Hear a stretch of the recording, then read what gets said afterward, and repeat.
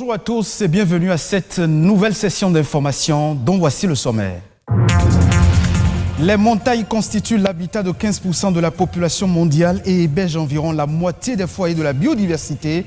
Les montagnes sont des trésors naturels à préserver. La journée de ce 11 décembre est consacrée à la célébration des montagnes.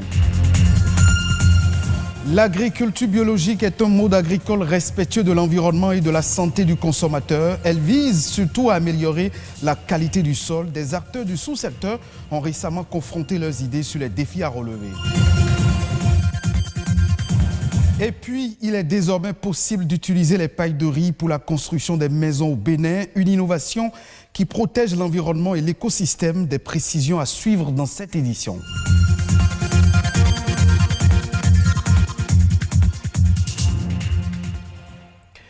Ce 11 décembre, la communauté internationale célèbre la Journée mondiale de la montagne, une date choisie par l'Organisation des Nations Unies pour l'alimentation et l'agriculture FAO pour attirer l'attention des populations sur la sauvegarde de la biodiversité des montagnes. Ce type de relief semble aujourd'hui vulnérable, nous dit dans cet élément Alessandra Diotan.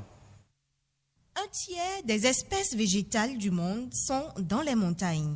Près de 70% des terres de montagne sont utilisées pour le pâturage et fournissent du fumier qui améliore la fertilité des sols.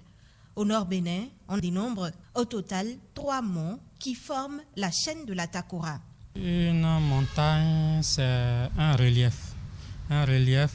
d'altitude élevée, supérieur à 500-600 mètres. La présence des montagnes est bénéfique sur plusieurs plans.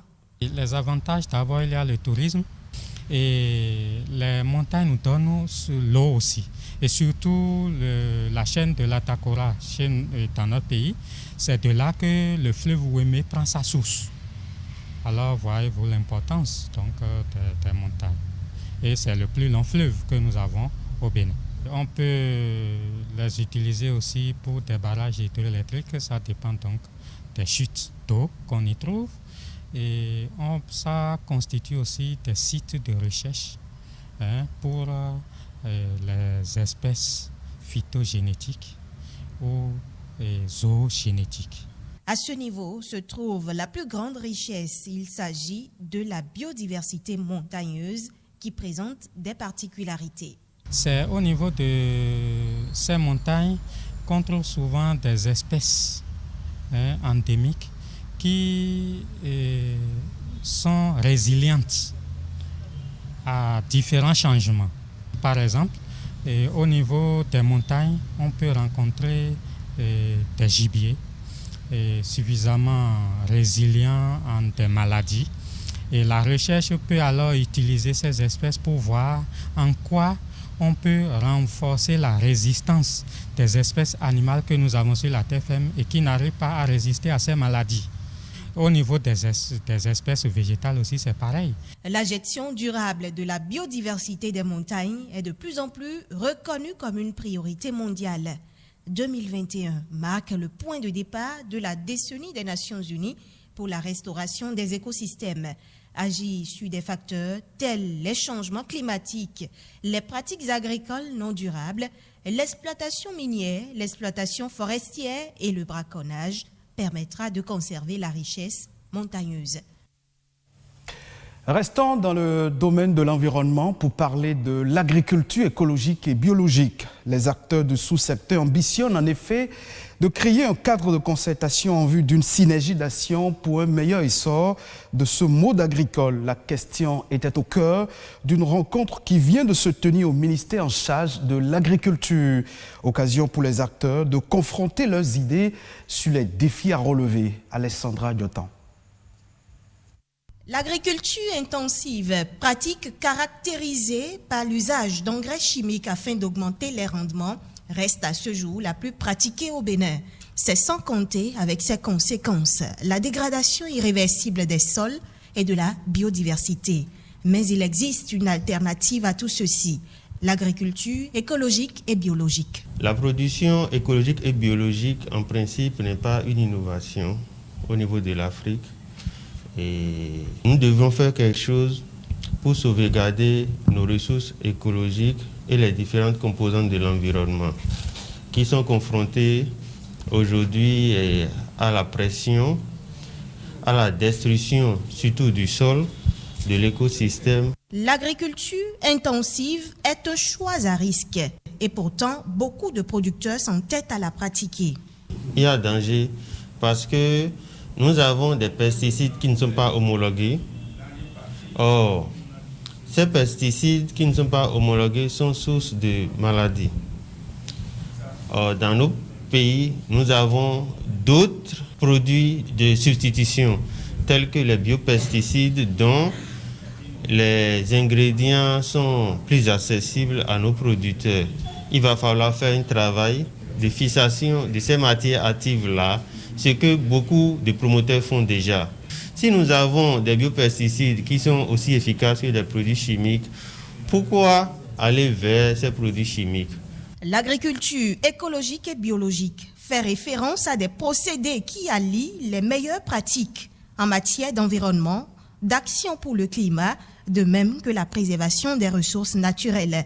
Elle exclut l'usage des produits chimiques de synthèse, des OGM et limite l'emploi des intrants. Même si elle ne nourrit pas toute la population, elle contribuera à leur garantir une santé parfaite et une durabilité dans l'activité et contribuera également à sauvegarder notre environnement et le social.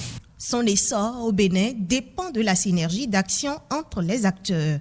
Cette synergie fait défaut pour l'heure.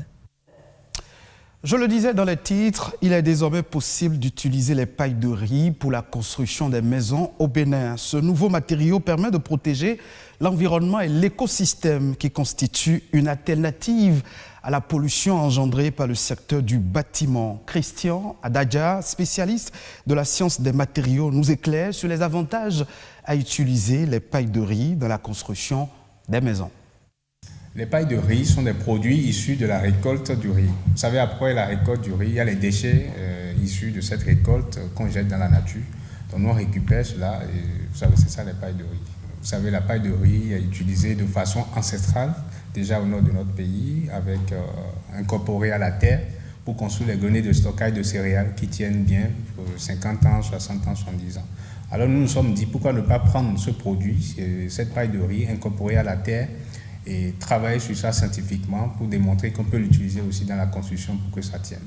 De manière pratique, nous récupérons les pailles de riz, nous les découpons en 3 cm ou plus ou moins, ou 4 cm si vous voulez, et nous incorporons cela dans la terre dans une proportion bien définie pour fabriquer des briques, des entrevous de coffrail pour les dalles de construction. Les impacts environnementaux sont faibles lorsque vous utilisez les pailles de riz dans la construction, au détriment des matériaux conventionnels. D'un point de vue économique également, les coûts de revient de la construction seront très faibles.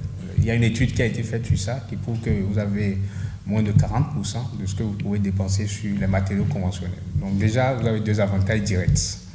L'éco-construction est basée sur 4 critères principaux. Le premier critère, c'est un critère écologique, notamment la diminution de la consommation énergétique, la diminution de l'émission des gaz à effet de serre.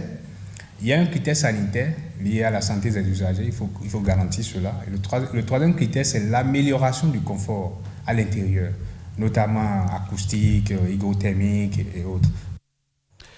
Autre fait de l'actualité nationale dans cette session d'information à travers la compilation des informations récentes réalisée par Amandine Aniaboussou. C'est la Nation en bref et en images.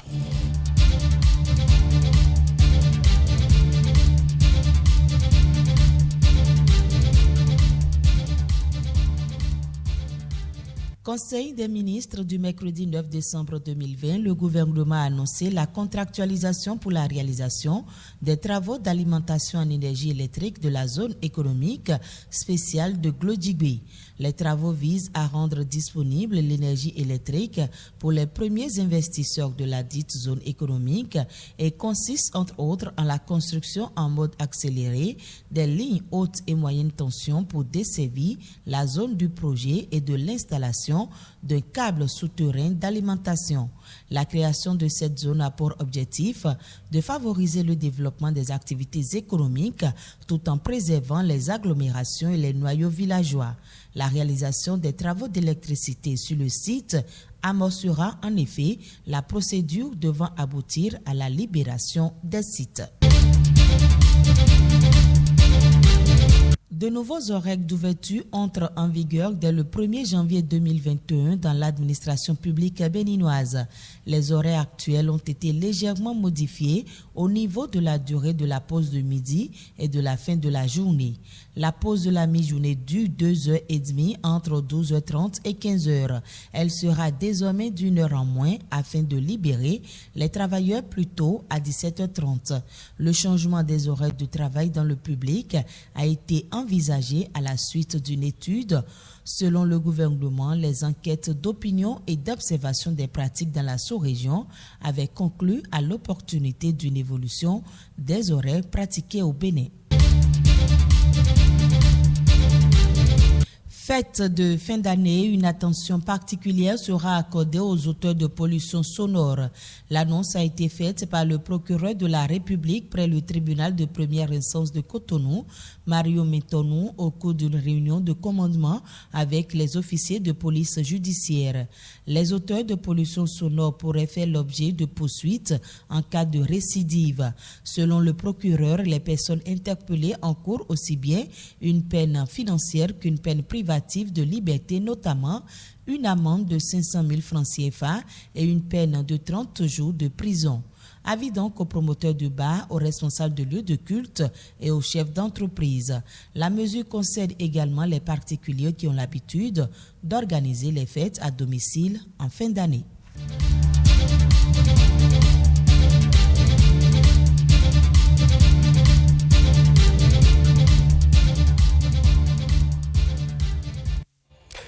Ce sera tout pour cette session d'information. Merci de votre fidélité. Retrouvez cette édition sur le site de l'ORTB, www.ortb.bj.